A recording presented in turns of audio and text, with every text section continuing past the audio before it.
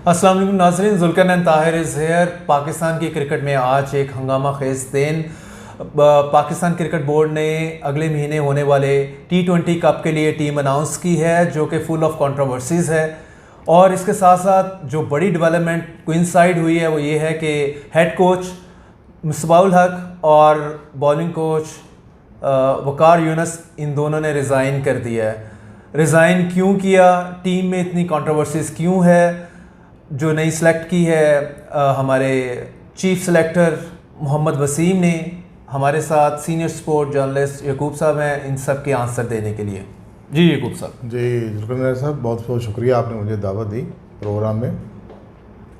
आज जब सुबह प्रेस कॉन्फ्रेंस हुई तो वसीम ने जब अपनी टीम अनाउंस की तो बड़ी सरप्राइज़ थे, जर्नलिस्ट खुद भी सरप्राइज़ थे। उसमें काफ़ी नाम जो थे ना वो डिज़र्विंग नाम नहीं थे। मसलन सरफराज का नाम नहीं था। सरफराज एक अच्छा सेकंड विकेट कीपर तो हो सकता था, इनके साथ चलता रहा है वो। दूसरा फ़हीम अशरफ अच्छा ऑलराउंडर रहा है, उसने कई मैच जितवाए हैं, उसका नाम मिटे, उसकी जगह पर वसीम जूनियर का नाम आ गया था। तो ये चीज़ें जो ना वो शर्जील खां के लिए इन्होंने इतनी लड़ाई की, इतना इन्होंने बदनामी भी ली उसको टीम में डालने के लिए, वसीम ने ली तो उसको भी आउट कर दिया। अलग उसका स्ट्राइक रेट भी अच्छा था। फ़ख्र ज़ुबान चलें, फ़ख्र ज़ुबान की ये समझ आती है कि क्योंकि आपके रेगुलर ओपनर रिजवान और बाबर हैं तो चले समझ आती है कि चलो जगह, क्योंकि आप एक चीज़ है ना 15 लड़के सेलेक्ट करने थे। पहले ये जब बाहर जाते थे जो 18-20 कर लेते थे, तो अब वो उतनी जगह नहीं है, इनकी जगह नहीं है इतनी, इनके पास जगह नहीं थी, 15 ही जाने वर्ल्ड कप में। तो अब लेकिन चले आज़म खां को आपने डाला है, सरफराज पर आपने पर फोकी दी है आज़म खां को। आज़म खां अब ने जितनी भी क्रिकेट खेली है उसमें अभी वो साबित नहीं कर सका वो इंटरनेशनल प्लेयर है। ये भी तो ले लें कि आज़म खान, नाज़रीन को बताता चलूँ कि साबका क्रिकेटर मोइन खान के बेटे हैं और सोशल मीडिया पे काफ़ी चल रहा है कि ये पर्ची प्लेयर हैं। और इनके जो अंकल हैं नदीम, जो भी टेस्ट क्रिकेटर 2 मैच टेस्ट नहीं वनडे खेले, मैं पता नहीं इतने 2 को मैच खेले हैं ये। तो वो उन्होंने वो इस वक्त नेशनल हाई परफॉर्मेंस सेंटर जो है ना PCB उसके डायरेक्टर हैं। तमाम डोमेस्टिक उन्हीं के कंट्रोल में क्रिकेट उन्हीं के कंट्रोल में। तो 3 साल में डोमेस्टिक वैसे तबाह, हाँ वैसे तबाह हुई है, लेकिन ये पिछले साल आए थे। ये पिछले साल आए तो उससे पहले भी आएंगे, उससे पहले तबाह इन्होंने तबाही में ज़्यादा किरदार अदा कर दिया, उसको तबाही को बढ़ा दिया हुआ है। तो ये चीज़ है कि लेकिन आज देखें क्रिकेटर का बेटा होना कोई गुनाह नहीं है, ठीक है। इसी तरह कई लड़के इस तरह सिर्फ इसी प्रोपोगंडा में चले गए, उनमें टैलेंट था, फैसल इकबाल में टैलेंट था, वजीद खान में भी टैलेंट था, लेकिन माजिद खान के बेटे उनकी वजह नहीं आ सके, क्रिटिसिज्म होता था। लेकिन कई लोगों ने ना इस चीज़ की परवाह नहीं की। उन्होंने कहा जैसे जुनेद ज़िया को खिला दिया, फ़कीर ज़िया का बेटा था, आमर सुहेल चीफ सेलेक्टर थे, तो उन्होंने अभी उसका बेटा तैयार नहीं हुआ था, बल्कि वो 9 बॉल वो यर्क भी मारता था, लाइबिलिटीज आए, लेकिन वो बदनामी हुई, उसे बदनामी हुई। लेकिन उन्होंने कहा ठीक है खेल जाओ, एक दफ़ा इंटरनेशनल हो जाओ। तो मेरे लगता है इन्होंने यही सोच की है कि एक दफ़ा इंटरनेशनल करा दो, वर्ल्ड कप खेल जाएगा, बदनामी बाद में रह जाती है। ये तो होता है ना कि वर्ल्ड कप की टीम में था और हो सकता वहाँ पर इसको चांस भी ना मिले आज़म खां को, क्योंकि रिजवान बहुत फिट प्लेयर है। रिजवान आउट होंगे तो ये निकल ही आएंगे, मतलब कोई गॉड फॉरबिड कोई इंजरी होती है तभी आज़म खान उसको रिप्लेस करेगा। लेकिन उनका नाम आ गया तो ये भी बड़ा नाम होता है कि वर्ल्ड कप की टीम का प्लेयर था। एक खूब सब बड़ी इसमें जो सरप्राइजिंग ओमिशन है, ओमिशन कह लें, रिजर्व प्लेयर में फ़ख्र ज़मान को रखा है। जो 3 रिजर्व प्लेयर हैं इसमें एक उस्मान कादर है जी और दूसरा ये है साथ में फ़ख्र ज़मान तो आपका मैच विनिंग प्लेयर है, इसको आप रिज़र्व में कैसे रख सकते हैं? मैंने आपको बताया ना कि अगर आपने ये बात इस तरफ जो वसीम ने भी ये बात की है कि हमारे पास लिमिटेड चॉइस है, इस वक्त वो प्लेसेस खाली नहीं है इतनी, तो इसलिए वो कह रहे हैं कि क्योंकि रिजवान और बाबर आजम ने ओपनिंग करनी है तो हमें ओपनर की ज़रूरत नहीं है। अगर कोई ऐसी बात होगी रिजवान में किसी को तो हम आज़म खान से ओपन करवा सकते हैं, राइट। तो इसलिए हम इस जगह बचाना चाह रहे हैं। तो सिमिलरली उस्मान कादर तो आपके पास एक प्रॉपर लेग स्पिनर है, बिल्कुल। ये मोहम्मद नवाज की जगह वो हो सकता था। चले शदाब तो ऑलराउंडर के तौर पे आ जाता है, वो लेग स्पिनर भी है, तो हमें नवाज के हवाले से नहीं समझ आया कि नवाज ने कैसे अपनी जगह बना ली प्लेइंग 15 में। देखिए नवाज़ के थोड़ा सा एच उन्होंने दिया होगा, मैंने उसका बैट भी है, बैट भी कर लेता है वो 7वें-8वें नंबर, उसकी थोड़ी सी बैटिंग भी है नवाज़ की। लेकिन उस्मान ने जैसे बॉलिंग की है साउथ अफ्रीका के खिलाफ यहाँ पर की थी, आपने देखा था कि उसने मैच जितवा दिया था पाकिस्तान को। तो मेरे ख्याल में उस्मान कादर को होना चाहिए था इस टीम में, लाजमी होना चाहिए था। तो ये यकूब साहब बताएं कि ये सारे जो हैं टीम पीछे से सिलेक्ट जो इनकमिंग नए चेयरमैन हैं पीसीबी के रमीज़ राजा, तो वो अभी तो फॉर्मली आए भी नहीं, इनकमिंग हैं, तो क्या उनकी कंसल्टेशन के तहत ये 15 मेंबर्स सेलेक्ट? ये क्वेश्चन आज हुआ था प्रेस कॉन्फ्रेंस में, तो उन्होंने कहा नहीं जी मेरी टीम मेरी अपनी है। हाँ मैंने शेयर की थी रमीज से, बात तो वही शेयर की मोर और लेस। हाँ जी सर। और आज यही बात चल रही है कि शर्जील को भी निकालने में शायद रमीज़ का हाथ हो, क्योंकि रमीज़ ने कहा हुआ है कि मैं ये जो मैच फिक्सिंग का वायरस है इसको ख़त्म करूँ। ये कहा जा रहा है कि ये टीम उसने रमीज़ ने बनाई है। अगर रमीज़ ने बनाई है तो उसको ऑन भी करनी चाहिए। बहादुरी की तो यही है ना कि सामने आकर ऑन किया जाए और कल को इसके रिजल्ट भी ऑन किए जाए। राइट यकूब साहब, तो क्या जो कोचेज़ हैं मिसबाहुल हक और वकार यूनस, ये दोनों मतलब रमीज़ ने इनको मैसेज कन्वे कर दिया था कि भाई आपकी ज़रूरत नहीं है आगे चल के, अगर आपने रहना है तो वर्ल्ड कप तक रह लें, जो कि एक बात मीडिया में भी आई है सामने। तो क्या वर्ल्ड कप तक रहने वाली बात हवा में ही है कि पहले मैसेज क्लियर कर दिया भाई रिज़ाइन कर दो, ऑनरेबल एग्जिट अगर चाहते हो तो रिज़ाइन कर दो? मेरे ख्याल में ये बात चल रही है, सोशल मीडिया पर चल रही है, वैसे भी चल रही है कि रमीज़ ने सबसे पहले वकार यूनस को बता दिया था बड़ी ऑनरेबल तरीके से कि चेंजेस होंगी, तो अगर होगी तो माइंड ना कीजिएगा। तो वो समझ गया था मैसेज। तो मेरे ख्याल वो वेट कर रहा था सिर्फ मिसबा का, जो कि कल ही पहुँचे हैं। और मिसबा को तो बड़ा स्ट्रॉन्ग वर्डेड मैसेज मिल गया था कि अभी वो सफ़र में था, वो लंदन से आ रहा, वेस्ट इंडीज़ से आया, जमैका से लंदन आया, लंदन से वो आ रहा था, तो इन्होंने प्रेस रिलीज कल संडे को निकाली है कि कल हम टीम अनाउंस कर रहे हैं। तो ये मैसेज आ रहा था कि उसकी कंसल्टेशन नहीं है।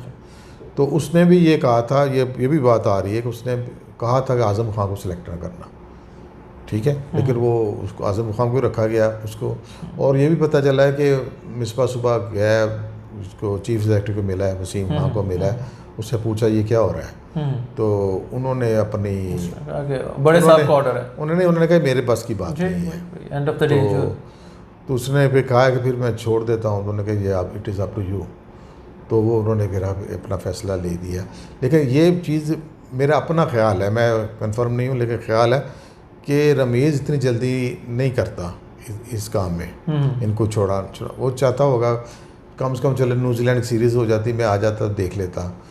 लेकिन इन्होंने जो ये फ़ैसला एकदम किया ना, ये इट वाज सरप्राइजिंग, ये सरप्राइजिंग वो इनको मैसेज मिल गया ना, इनको मैसेज मिल गया, हम अभी घर चले जाएं, मैसेज मिल गया, लेकिन ये अच्छा शगुन नहीं हुआ रमीज़ के लिए। ज़ाहिर है अब आप देख लेना कि रमीज़ के लिए भी अच्छा नहीं, मेन रमीज़ के लिए तो अच्छा या बुरा इतना नहीं है। बेसिकली तो पाकिस्तान क्रिकेट देख लें, अब जो कोच है, कोच आपने लगा दिया सकलैन मुश्ताक को, बॉलिंग कोच आपने लगा दिया टेम्परेरीली अब्दुल रज़ाक को, तो मतलब ये तो बिल्कुल ही मतलब इनकी तो ऐसा ना पर्सनैलिटी ऐसी नहीं है कि ये प्लेयर्स को इन्फ्लुएंस कर सकें। ये आपकी बात बिल्कुल ठीक है। तो काइंड ऑफ डमी एक मतलब कैसे चलेगा सेटअप, आगे वर्ल्ड कप है। ये मुझे लगता है ये शायद ये तो सिर्फ न्यूजीलैंड के लिए अनाउंस किया है। ये न्यूजीलैंड की सीरीज़ जो ख़त्म हो जाएगी 3 अक्टूबर को ख़त्म हो जाएगी, उसके लिए 13 सितंबर को आपको पता है कि इलेक्शन हो जाएगा पीसीबी चेयरमैन का, जिसमें वो उनका नाम पहले ही आ चुका हुआ है। तो रमीज़ जब चार्ज ले लेंगे तो फिर वो अपने स्ट्रोक खेलेंगे 13 के बाद, तो उस वक्त हाँ इतना टाइम तो नहीं है। एक हेड कोच के लिए तो एक पूरा प्रॉपर प्रोसीजर आपने ऑप्ट करना होता है, उसमें फॉरेन कोचेस भी अप्लाई करते हैं, मसला नहीं है। और 28 नहीं मतलब अगर वो इंटर्न कोच रखना चाहे तो रख सकता है ना, लेकिन मैंने कहा वो टीम के लिए नहीं, वर्ल्ड कप हाँ टीम के लिए तो बिल्कुल ठीक नहीं है, ये स्टेप बिल्कुल गलत हुआ है। मेरे ख्याल में कि मिसबा को, वकार को, इनको रमीज़ के साथ बैठना चाहिए था और एक कंसेंसस फैसला लेना चाहिए था। पाकिस्तान के आगे वर्ल्ड कप आ रहा है, ये जोक नहीं है, ये जोक नहीं है, क्रिकेट देखनी ना आगे। हाँ ये जोक नहीं है, ये जो पसंद नापसंद हो, यही वही सारा सिलसिला जो है। जी और खान साहब, और अगर सीरियस तरीके से कंसिडर की जाती हर चीज़ को नेशनल इशू बनाकर किया जाता, रमीज़ बैठता इनके साथ, सब बातें होती और टीम को भी अच्छा सेलेक्ट किया जाता, बिल्कुल इतनी क्रिटिसिज्म ना होती इसके ऊपर। तो मुझे मैं ऐसे समझता हूँ कि पाकिस्तान एक अच्छा खासा थ्रेट था यूएई में जी वहाँ पे फॉर इंडिया, क्योंकि पाकिस्तान इंडिया को अगर हरा देता है तो पाकिस्तान तो फिर जाता फाइनल भी खेलता। तो ये मेरे ख्याल में तो ये इंडिया के रिश्ते और साफ़ किए गए। दोनों मुल्क स्ट्रॉन्ग थे, दोनों मुल्क स्ट्रॉन्ग थे इनकी पिचेस पर, इन पिचेस पर। जी तो ये ऐसी सिचुएशन तो पाकिस्तान क्रिकेट को के लिए तबाही है। सही ये किसी ने अपनी जिम्मेदारी का मुकाबला नहीं किया, ना मिसबा ने किया, ना वकार ने किया। इनको चाहिए था बैठते या कम से कम प्रेस में बात करें कि हम नहीं चाहते लेकिन हमें मजबूर किया जा रहा है। याकूब साहब, इसमें प्राइम मिनिस्टर इमरान खान जो कि खुद क्रिकेट में एक बड़ा नाम है, पाकिस्तान के कप्तान रहे हैं और हमें 92 का वर्ल्ड कप दिया है जो हमें सभी को हमेशा याद रहेगा। तो खान साहब कहाँ हैं इस सारे सीन में? क्रिकेट उनके दौर में जितना डिक्लाइन गया है तो शायद पिछले पीरियड में हम उसका कंपैरिजन देखें तो लगेगा कि जी ये तो एक अमेजिंग चीज़ ही हो गई है खान साहब के दौर में, जो कि खुद क्रिकेटर हैं और क्रिकेट की बात करते हो कहते थे प्राइम मिनिस्टर के पास तो होना ही नहीं चाहिए ये इख्तियार एक चेयरमैन को नॉमिनेट करने का, अपॉइंट करने का। अब बैक टू बैक दूसरा चेयरमैन उन्होंने अपॉइंट किया है। खैर उस पर भी एक यू टर्न ही है, यू टर्न की पूरी दास्तान है, 100 से अबव उनके यू टर्न है। तो इसमें से एक ये भी ले लेते हैं। तो domestic structure, club level cricket, ये सब तबाह हुई हम 3 साल में देखते हैं। तो हमारे पास तो प्लेयर ही नहीं है, देखिए नीचे से आ रहे। सुल्तान, ये बहुत अनफॉर्चुनेट है कि पीसीबी को ना एज ए इंस्टीट्यूशन तब्दील किया गया। जी जब प्राइम मिनिस्टर नया आता है वो अपना चेयरमैन लगाता है। ऐसा दुनिया में नहीं होता, ऐसा दुनिया में नहीं होता। वहाँ पर अपने एफिलेटेड यूनिट्स हैं, वो अपना इलेक्ट करते हैं। और देखिए वहाँ पर कोई भी आ जाएगा, बीसीसीआई आपका इंडिया है, उनका अपना एक सिस्टम चल रहा है, वो उसके तहत आते हैं। इंग्लैंड का अपना सिस्टम है, इस तरह ही गवर्नमेंट का कोई तल्लुक़ नहीं है। लेकिन अब इतने हालात ख़राब हो चुके हैं पीसीबी में, अगर यहाँ पर आप प्राइम मिनिस्टर को आप निकाल दें ना तो आप इलेक्ट करना चाहें कोई चेयरमैन, तो यकीन करें इतनी बड़ी पोस्ट बन चुकी है, कोई पाकिस्तान की 6-7वीं बड़ी पोस्ट है। तो इसके लिए तो लोग 1-2 अरब रुपये पैसे लगा देंगे वोट खरीदने के लिए। 1-2 अरब कम है तो उसमें भी लड़ाई, अच्छा लड़ाई भी हो जाएंगी, लड़ाई फिर भी होंगी, कोर्टों पे भी चले जाएंगे लोग, इतनी बड़ी पोस्ट है। तो ये नीचे से इंस्टीट्यूशन बना ही नहीं है, ना इनके वो एफिलेटेड यूनिट इतने पावरफुल हैं। वो जो पीसीबी कहता है वो उसके बाद उनको चलना पड़ता है, क्योंकि पीसी सबका खर्चा उठाता है। वो कहते हैं उठ जाओ, वो उठ जाते हैं, बैठ जाओ, बैठ जाते हैं। तो ये डेड बॉडी है किसी की। तो याकूब साहब ये बताएं, ये 3 साल का टेन्योर है रमीज़ राजा साहब के पास, तो राजा साहब क्या करेंगे 3 साल में? कुछ बेहतरी कर पाएंगे कि आते साथ ही बस सिर्फ उखाड़ बिछाड़ ही हम देखते रहेंगे और टीम हमारी ऊपर तो पहले भी नहीं है, मैं आपको नीचे से नीचे जाएगी? मैं माफ़ी चाहता हूँ, मैं आपको ऐड कर दूँ। आप देखें कि नजम सेठी साहब थे जी, ठीक है, कुछ पीएसएल हो गई थी जी, पीएसएल उनका प्लस ठीक हो गया, कुछ काम हो गया था। लेकिन जो ही वो चेंज हुई तो एहसान मानी साहब आ गए और एहसान मानी के बाद सारा नीचे चले गई एवरीथिंग। और आज का जो हुआ ये रेजिग्नेशन हुए हैं आज के, ये आप यकीन करें कि ये अच्छा शुरू नहीं है। वर्ल्ड कप से पहले बिल्कुल अच्छा शुरू नहीं है। मैं अब भी कहता हूँ कि अभी भी रमीज़ को जिम्मेदारी का मुजाहरा करना चाहिए, इनको बुलाना चाहिए, बैठाए कि भाई बात क्या है। वर्ल्ड कप सर पर आप ना छोड़े, अभी इनके साल पड़ा हुआ है। अब आप चेंज ना कर सकें। हाँ, वर्ल्ड कप के बाद आप ओपन होंगे, आप जो मर्जी करें, अच्छी परफॉर्मेंस है तो उनको साल पूरा करने दें, नहीं तो चलने दें। अपनी टीम बाद में बनाई जा सकती है, लेकिन इस वक्त तो नेशनल जो डिमांड है ना वो ये है कि कंटिन्यूटी होनी चाहिए। आपको पता ही है कि जो नया बंदा आता है बड़ी सीट के ऊपर, वो फिर अपनी पॉलिसीज़ लेके यही हमारी प्रॉब्लम है, यही हमारी प्रॉब्लम है।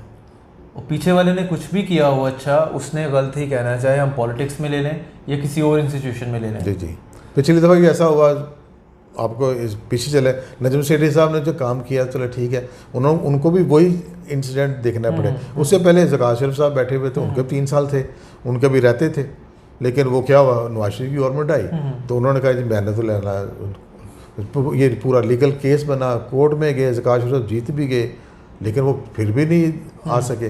तो ये सिस्टम चेंज अगर आप करते जाएंगे तो ये कभी भी नहीं बन सकता, नीचे इंस्टीट्यूशन कभी नहीं बनेगा। होना ये चाहिए प्राइम मिनिस्टर कोई है, नीचे एक चले पीसीबी का चेयरमैन चेंज हो, उसकी इस्टेब्लिशमेंट तो काम करती रहे ना, इस्टेब्लिशमेंट तो, लेकिन इस्टेब्लिशमेंट भी दोस्तों को यारों पर पे की जाती है। और आपको तो पता है इस दफ़ा क्या इन्होंने किया है, 30-30 लाख रुपए सैलरी दी है इन्होंने एहसान मानी साहब ने, और काम कोई नहीं हुआ। काम हर जगह पर, किसी जगह वर्स्ट क्रिकेट बोर्ड साबित हुआ, ये वर्स्ट क्रिकेट बोर्ड साबित हुआ। और मैं कहता हूँ इमरान खान साहब से, प्राइम मिनिस्टर साहब से, खुदारा रमीज़ पर चेक रखिएगा, अगर अब ये ना संभाल सका तो क्रिकेट बहुत नीचे चली जाएगी। खान साहब के वो मैं ये कहने लगा था कि खान साहब के ऊपर भी तो चेक रिक्वायर्ड है। खान साहब वो यू टर्न ले लेते हैं तो बाकी जो नीचे लोग हैं उनके लिए यू टर्न लेना तो कोई मुश्किल ही नहीं है। बदकिस्मती है, फिर मुल्क की बदकिस्मती है। अगर इस तरह नेशनल इश्यूज़ को डील किया जाएगा तो फिर ये बदकिस्मती है मुल्क। देखें सर याकूब साहब, इसमें मुझे ये नहीं समझ आती कि जिस तरह मानी साहब ने, एहसान मानी साहब ने 3 साल गुजारे हैं, उनको कोई अकाउंटेबिलिटी नहीं है, कुछ नहीं उनको शुरू में दिया गया कि भाई आप क्या रोड मैप लेके आए हैं पाकिस्तान की क्रिकेट को इम्प्रूव करने के लिए, कुछ भी हम नहीं देखते। सिर्फ क्या है, आप सीट पे आते हैं और आप जिस तरह गवर्नमेंट बनती है, प्राइम मिनिस्टर रूल कर रहा है, इस तरह क्रिकेट बोर्ड का चेयरमैन बनता है, रूल कर रहा है, मतलब नीचे पूरा इंफ्रास्ट्रक्चर जो है हम देखते हैं वो तबाह हो रहा है, फर्दर तबाह हो रहा है, कोई उसको बेहतर रिफॉर्म करने वाला नहीं है।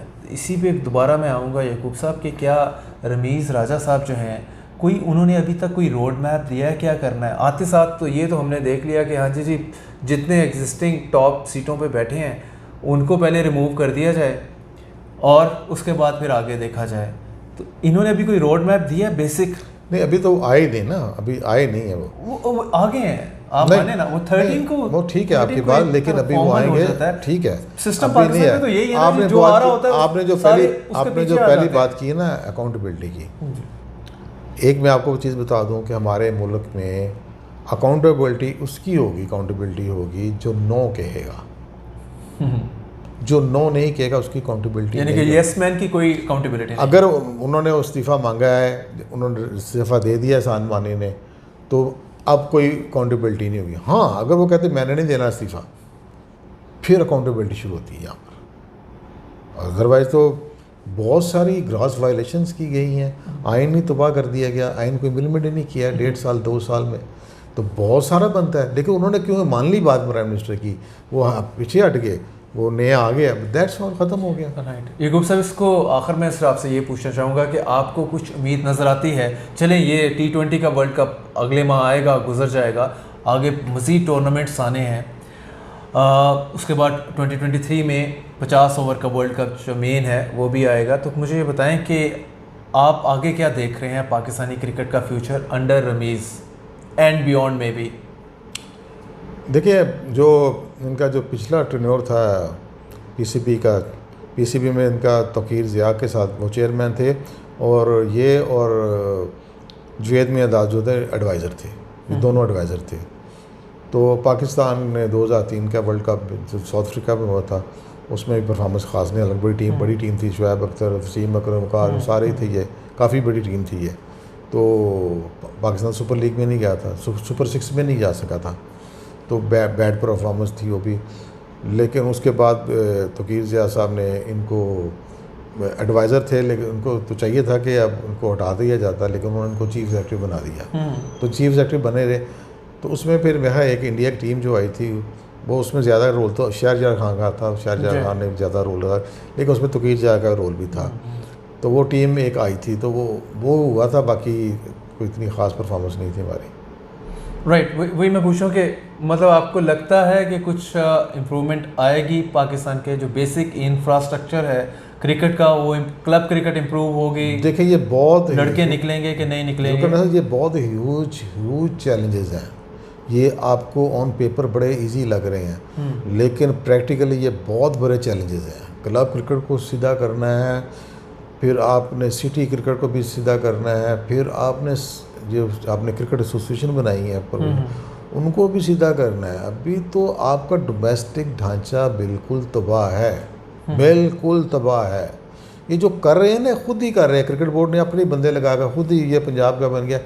असल जब इलेक्टेड लोग आएंगे, नीचे से आएंगे, वो अपना काम करेंगे, वो फिर ये चलेगा सिस्टम। इस तरह नहीं चलेगा, पेड हर बंदा पेड पैसे ले जाओ निकलते जाओ, पैसे ले जाओ निकलते जाओ, यही हो रहा है। तो ये बहुत ह्यूज चैलेंजेस हैं और मेरा 6-7 महीने में पता चल जाएगा कि किस तरफ जा रहे हैं। अगर इनकी डायरेक्शन ठीक हुई तो शायद हो जाए ये, अगर डायरेक्शन ठीक ना हुई तो ये वर्स्ट हो जाएगा। राइट, इससे भी मज़ीद वर्स्ट हो। वर्ल्ड कप में पाकिस्तान के क्या चांसेस हैं? पाकिस्तान क्या फाइनल खेल पाएगा कि नहीं खेल पाएगा, या एलिमिनेशन राउंड में ही घर चला जाएगा? नहीं, पाकिस्तान क्वालिफाई कर गया हुआ। बताएं। पाकिस्तान तो क्वालिफाई मेन टीम में है, बाकी वो क्वालिफाई होना तो ओमान में होगा ना। जी तो पाकिस्तान एलिमिनेशन से मुराद मेरा था पाकिस्तान को सेमीफाइनल फाइनल, मतलब उससे पहले ही अगर आप घर आ जाते हैं। देखिए इनके लिए बड़ी अच्छा चांस है कि ये दुबई में हो रहा है।